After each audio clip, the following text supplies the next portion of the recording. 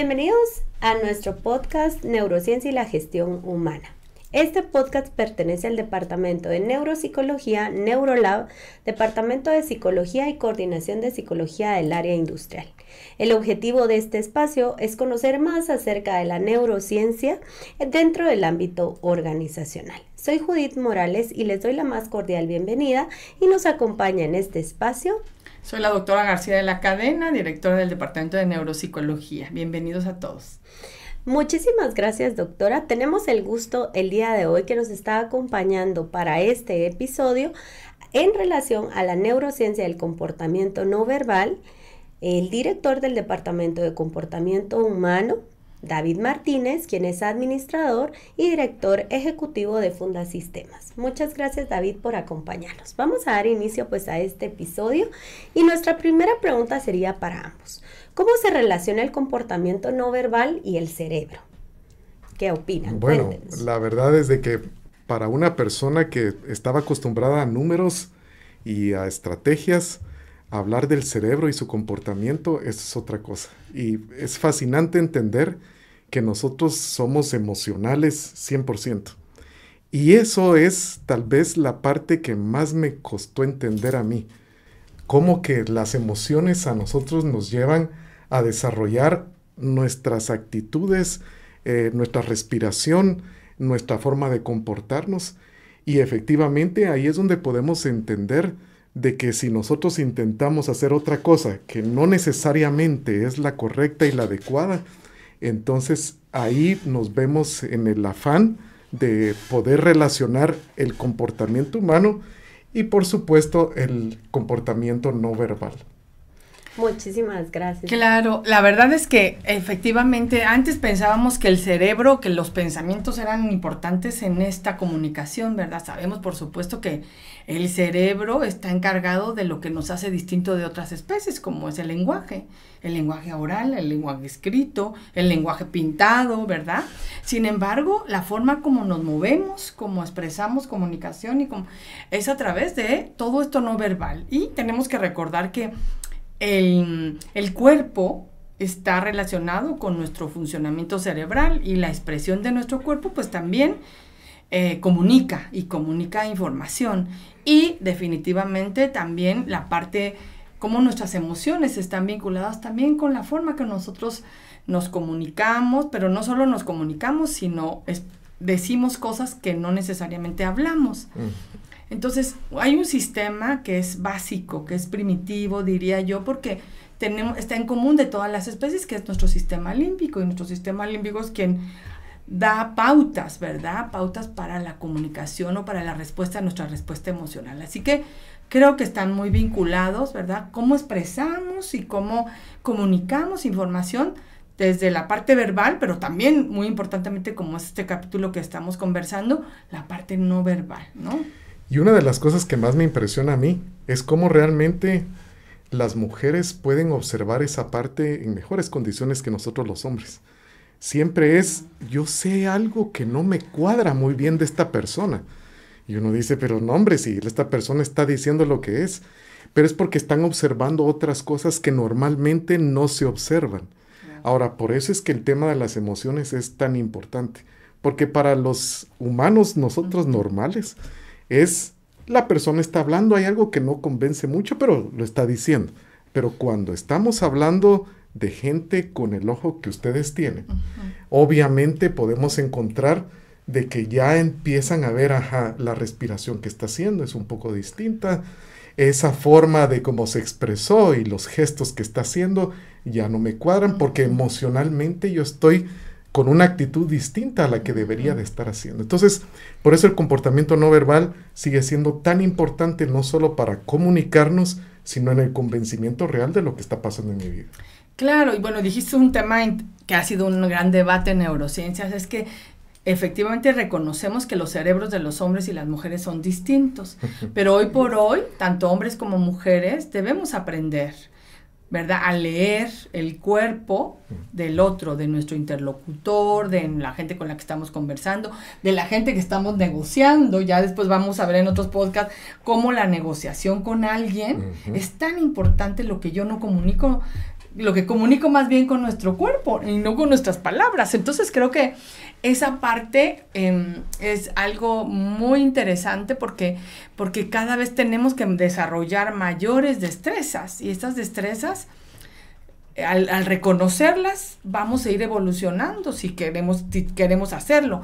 Ahora, decir que todas las mujeres tenemos esa habilidad, pues quizá pareciera que solo las mujeres podemos tener esa habilidad, pero hay muchos hombres que la tienen, ¿no? Sí, y es que lo que pasa que en esto que estás mencionando, uno lo tiene con relación a la gente que uno conoce. Claro. Yo conozco muy bien el comportamiento de mi esposa. Ella me habla con los ojos. Entonces yo ya sé de qué se trata, yo ya sé cuando me llama la atención, por ejemplo. Claro. Ahora, cuando es un desconocido, entonces es donde yo tengo que tener otro tipo de observación, no solo escuchar a la gente, hasta el tono de la voz es importante y que hace la diferencia. Entonces, tú tienes la razón. Uno tiene que tratar de no solo poner atención en las palabras, sino que entender la expresión completa para que entonces tenga no solo el sentido, sino que además uno goce lo que está pasando al frente. Oye, Judith, y además, si vemos en un ambiente laboral, ¿cuáles son los retos que implica, no? ¿Qué piensas de eso? Porque ahí hablamos de, yo sumo una triada, ¿verdad? El conocer el contexto en donde la persona se está desenvolviendo, cuáles son esas características que tiene, el tener claro el lenguaje, el uso del vocabulario y lo que me dice su cuerpo. O sea, como que el integrar estas cosas, porque es bien interesante cuando estamos hablando de posiciones de liderazgo en donde vemos poca inteligencia emocional o nula inteligencia emocional, o donde vemos un adecuado manejo con sus equipos de trabajo, cómo logran ese compromiso, cómo logran la dominancia cerebral manifestarse en las relaciones humanas, ¿verdad? Eso se vuelve bien interesante. Y tal vez que agrego una última parte. En el tema de las reuniones me encanta ver a la gente dónde se sienta. ¿Con quién se sienta a la par?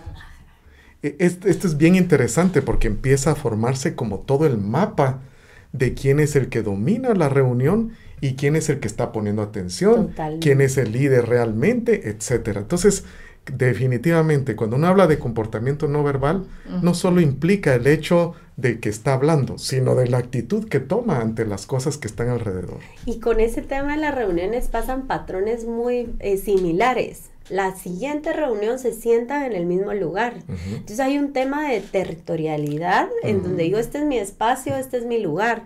Y es bien interesante cuando las personas después llegan y les dicen a alguien más que se sentó ahí, disculpa, es que ese es mi lugar, yo ahí siempre me he sentado.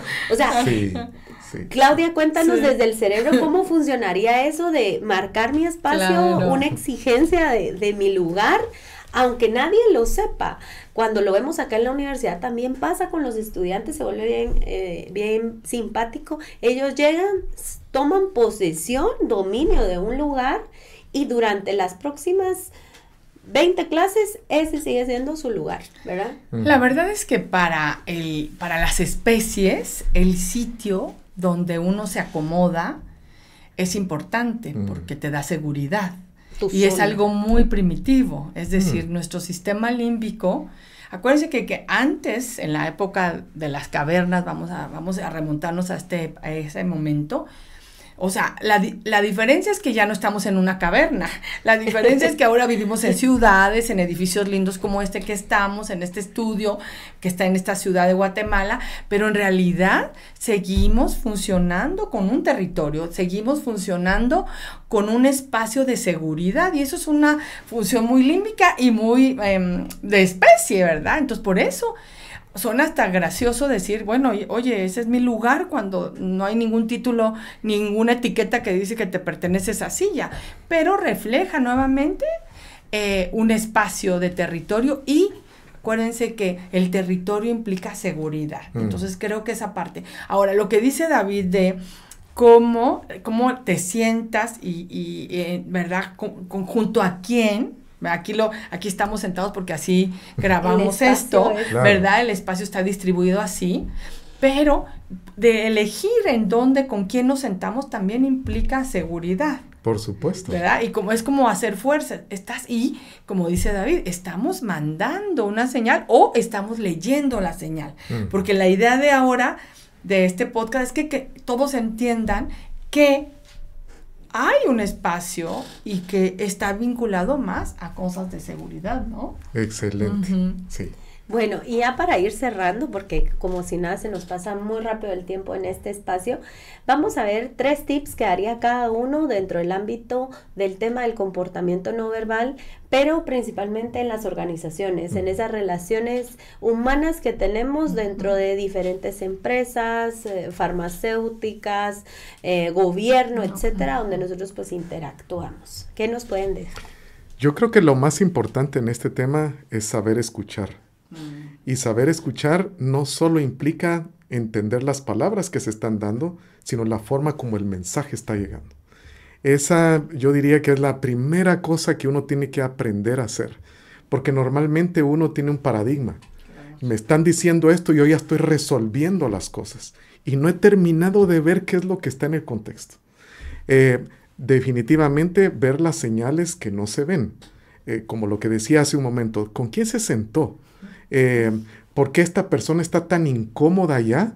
Eso es otra de las cosas que yo trato de ver. En una reunión, el que está más incómodo, ¿qué es lo que está pasando? ¿Ya me pasé de tiempo? ¿Estoy diciendo algo que lo incomodó a él o a todo el grupo? ¿O solo es alguien?